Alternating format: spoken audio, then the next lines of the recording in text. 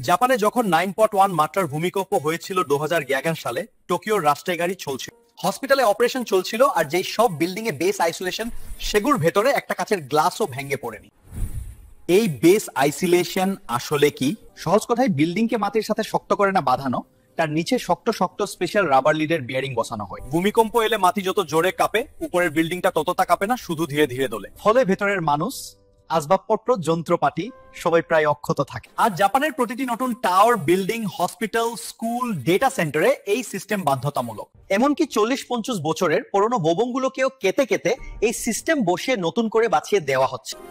আনন্দের বিষয় হলো, আমাদের বাংলাদেশও এখন সেই পথে হাঁটতেছে। বিএনবিসি 20 কোড অনুযায়ী ঢাকা চট্টগ্রামের গুরুত্বপূর্ণ ভবনে বেস আইসোলেশন ব্যবহার শুরু হয়েছে।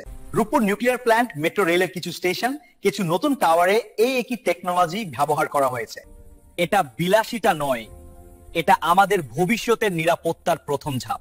জাপান দেখিয়েছে ভূমিকম্পের দেশেও নিরাপদে উঁচু ভবন বানানো যায় যদি আমরা সঠিক টেকনোলজি ব্যবহার করি। আমাদের যেন কখনো শিখতে না হয় দুর্ঘটনা থেকে, শিখি জাপানের মতো উন্নত দেশের টেকনোলজি থেকে।